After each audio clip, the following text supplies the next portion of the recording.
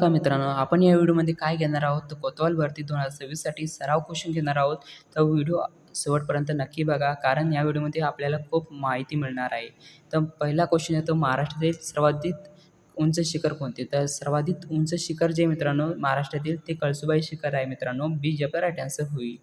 त्यानंतर क्वेश्चन दुसरा येतो, कळसुबाई शिखरांची उंची किती आहे? तर कळसुबाई शिखरांची उंची जी मित्रांनो ती आहे 1646 मीटर आहे मित्रांनो.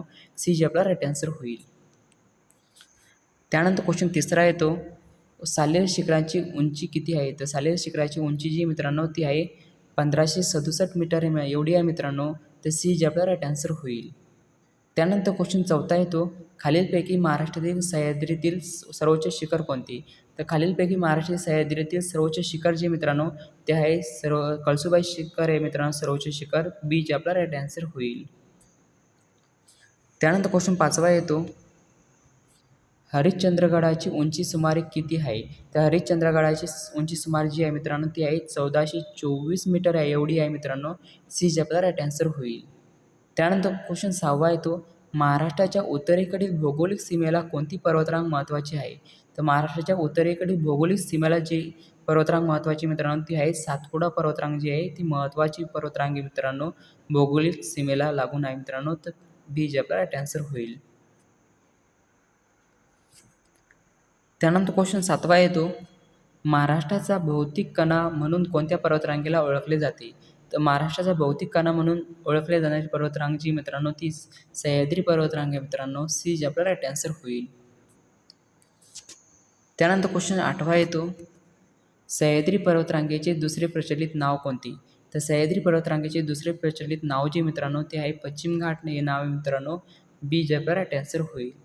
त्यानंतर क्वेश्चन नववा येतो, खालीलपैकी कोणती डोंगररांग महाराष्ट्रातील सह्याद्रीची पूर्वेकडे गेलेली शाखा आहे? तर अशी महाराष्ट्रातील कोणती डोंगररांग आहे ती सह्याद्रीची पूर्वेकडे गेलेली शाखा आहे मित्रांनो ती आहे सातमाळा डोंगररांग आहे मित्रांनो. ए जे आपला राईट आन्सर होईल. त्यानंतर क्वेश्चन 10वा येतो, महाराष्ट्रातील सह्याद्रीची सामान्यतः उंची साधारण किती आहे? तर सह्याद्रीची सामान्य उंची किती आहे मित्रांनो साधारणतः तर 915 ते 1220 मीटर एवढी आहे मित्रांनो. तर सी जे आपला राईट आन्सर होईल. त्यानंतर क्वेश्चन 11वा येतो, सप्तशृंगी शिखरांची उंची किती आहे? तर सप्तशृंगी शिखरांची उंची जी मित्रांनो ती आहे 1416 मीटर एवढी आहे मित्रांनो. तर बी जे आपला राईट आन्सर होईल. त्यानंतर क्वेश्चन 12वा येतो, त्र्यंबकेश्वर हे सह्याद्रीतील कोणत्या प्रकारचे भौगोलिक वैशिष्ट्य आहे? तर त्र्यंबकेश्वर हे सह्याद्रीतील कोणत्या प्रकारचे भौगोलिक वैशिष्ट्य आहे मित्रांनो ते कोणते भौगोलिक वैशिष्ट्य आहे? तर उंच ठिकाण आहे मित्रांनो. तर ए जे आपला राईट आन्सर होईल. त्यानंतर क्वेश्चन 13वा येतो, तोरणमाळ कोणत्या पर्वतरांगेत आहे? तर तोरणमाळ जे मित्रांनो ते आहे सातपुडा पर्वतरांगेत आहे मित्रांनो. ए जे आपला राईट आन्सर होईल. तर मित्रांनो क्वेश्चन 18वा येतो, महाबळेश्वर कोणत्या पर्वतरांगेच्या घाट माथ्यावर आहे? तर महाबळेश्वर जे मित्रांनो ते कोणत्या पर्वतरांगेच्या घाट माथ्यावर आहे मित्रांनो ते आहे सह्याद्री पर्वतरांगेच्या घाट माथ्यावर मित्रांनो. बी जे आपला राईट आन्सर होईल. त्यानंतर क्वेश्चन 19वा येतो, एलिफंटा लेणी कोणत्या बेटावर आहे? तर एलिफंटा लेणी जी मित्रांनो ते आहे एलिफंटा या बेटावर मित्रांनो. सी जे आपला राईट आन्सर होईल. त्यानंतर क्वेश्चन 20वा येतो, एलिफंटा बेटे मुंबईच्या कोणत्या समुद्रात जलभागात आहे?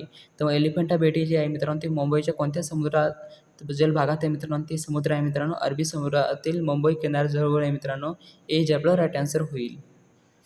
त्यानंतर क्वेश्चन 21वा येतो, एलिफंटा बेटे मुंबईच्या किनाऱ्यापासून साधारण किती अंतरावर आहे? तर एलिफंटा बेटे जे आहे मुंबईच्या किनाऱ्यापासून साधारण किती अंतरावर आहे मित्रांनो? ते आहे 10 किमी अंतरावर मित्रांनो. तर सी जे आपला राईट आन्सर होईल. त्यानंतर क्वेश्चन 20वा येतो, अंदमान निकोबार बेटे कोणत्या महासागरात आहे? तर अंदमान निकोबार बेटे जे आहे मित्रांनो ते कोणत्या महासागरात आहे? तर ते आहे मित्रांनो हिंदी महासागरामध्ये आहे मित्रांनो. बी जे आपला राईट आन्सर होईल. त्यानंतर क्वेश्चन 23वा येतो, लक्षद्वीप बेटे कोणत्या समुद्रात आहे? तर लक्षद्वीप बेटे जे मित्रांनो ते आहे अरबी समुद्रात आहे मित्रांनो. ए जे आपला राईट आन्सर होईल. त्यानंतर क्वेश्चन 24वा येतो, भारतातील प्रवाळ बेटांचा प्रमुख समूह कोणता? तर भारतातील प्रवाळ बेटांचा प्रमुख समूह जे आहे मित्रांनो ते आहे कोणता समूह आहे मित्रांनो? ते लक्षद्वीप समूह आहे मित्रांनो. बी जे आपला राईट आन्सर होईल. त्यानंतर क्वेश्चन 25वा येतो, भारताच्या पूर्व किनाऱ्याजवळील प्रमुख बेट समूह कोणता? तर भारताच्या पूर्व किनाऱ्याजवळील प्रमुख बेट समूह जो मित्रांनो तो आहे अंदमान निकोबार आहे मित्रांनो. बी जे आपला राईट आन्सर होईल. त्यानंतर क्वेश्चन 26वा येतो, गोदावरी नदीचा उगम महाराष्ट्रातील कोणत्या ठिकाणी होतो? तर गोदावरी नदीचा उगम जो होतो मित्रांनो तो महाराष्ट्रातील त्र्यंबकेश्वर या ठिकाणी होतो मित्रांनो. बी जे आपला राईट आन्सर होईल. त्यानंतर क्वेश्चन 27वा येतो, कृष्णा नदीचा उगम कोणत्या परिसरात होतो? तर कृष्णा नदीचा उगम जो होतो मित्रांनो ते महाबळेश्वर या परिसरात होतो मित्रांनो. बी जे आपला राईट आन्सर होईल. त्यानंतर क्वेश्चन 28वा येतो, भीमा नदी कोणत्या प्रमुख नदीची उपनदी आहे? तर भीमा नदी जी मित्रांनो ती आहे कृष्णा नदीची प्रमुख उपनदी मित्रांनो. बी जे आपला राईट आन्सर होईल. त्यानंतर क्वेश्चन 29वा येतो, कोयना नदी कोणत्या नदीची उपनदी आहे मित्रांनो? तर कोयना नदीची आहे मित्रांनो ती आहे कृष्णा नदीची उपनदी आहे मित्रांनो. ए जे आपला राईट आन्सर होईल. त्यानंतर क्वेश्चन 30वा येतो, महाराष्ट्रातील कोकणातील नद्या प्रामुख्याने कोणत्या दिशेने वाहतात? तर महाराष्ट्रातील कोकणातील नद्या जे वाहतात मित्रांनो ते प्रामुख्याने पश्चिमेकडे वाहतात मित्रांनो. बी जे आपला राईट आन्सर होईल. त्यानंतर क्वेश्चन 31वा येतो, कोकणातील नद्या प्रामुख्याने कोणत्या समुद्रात मिळतात? तर कोकणातील नद्या ज्या आहेत प्रामुख्याने ते अरबी समुद्रात मिळतात मित्रांनो. बी जे आपला राईट आन्सर होईल. त्यानंतर क्वेश्चन 32वा येतो, महाराष्ट्रातील प्रमुख जलविभाजक म्हणून कोणती पर्वतरांग कार्य करते? तर महाराष्ट्रातील प्रमुख जलविभाजक म्हणून जी पर्वतरांग जे काम कार्य करते मित्रांनो ती सह्याद्री पर्वतरांग करते. तर बी जे आपला राईट आन्सर होईल. त्यानंतर क्वेश्चन 33वा येतो, खालीलपैकी कोणती नदी पश्चिम वाहिनी नदी आहे?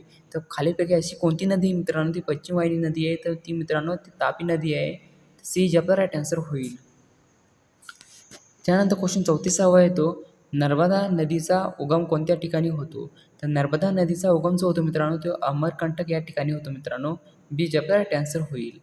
त्यानंतर क्वेश्चन 35वा येतो, तापी नदीचा उगम कोणत्या राज्यात होतो? तर तापी नदीचा उगम जो होतो मित्रांनो तो मध्य प्रदेश या राज्यात होतो मित्रांनो. सी जे आपला राईट आन्सर होईल.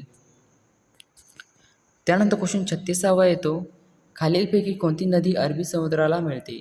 तर खालीलपैकी अशी कोणती नदी मित्रांनो ती अरबी समुद्राला मिळते? तर ती नदी मित्रांनो नर्मदा नदी आहे. सी जे आपला राईट आन्सर होईल. त्यानंतर क्वेश्चन 37वा येतो, भारतातील सर्वात मोठ्या नदी खोऱ्यांपैकी गंगा, ब्रह्मपुत्र, मेघना प्रणालीची वैशिष्ट्य काय? तर हे वैशिष्ट्य काय मित्रांनो तर ते नदी जी आहे मित्रांनो सर्वात मोठे नदी खोरे मित्रांनो भारतातील सर्वात मोठे प्रमुख नदी खोरे मित्रांनो म्हणून जे आहे वैशिष्ट्य आहे मित्रांनो हे वैशिष्ट्य आहे. तर ए जे आपला राईट आन्सर होईल. त्यानंतर क्वेश्चन 38वा येतो, सिंधू नदीच्या प्रमुख उपनद्यांमध्ये खालीलपैकी कोणती नदीचा समावेश होतो? तर सिंधू नदीच्या प्रमुख उपनद्यांपैकी खालीलपैकी कोणत्या अशा नदीचा समावेश होतो मित्रांनो? तर सतलज नदीचा समावेश होतो मित्रांनो. तर बी जे आपला राईट आन्सर होईल. त्यानंतर 39वा क्वेश्चन येतो, खालीलपैकी कोणताच नदीसमूह सिंधू नदी प्रणालीशी संबंधित आहे? तर खालीलपैकी असा कोणता नदी समूह आहे जो सिंधू नदी प्रणालीशी संबंधित आहे मित्रांनो? ती नदी प्रणालीचा जो एक भाग आहे मित्रांनो संबंधित आहे तो झेलम, चिनाब, रावी, बियास, सतलज हे जे नदी समूह जे आहे ते सिंधू नदी प्रणालीशी संबंधित आहे मित्रांनो. ए जे आपला राईट आन्सर होईल.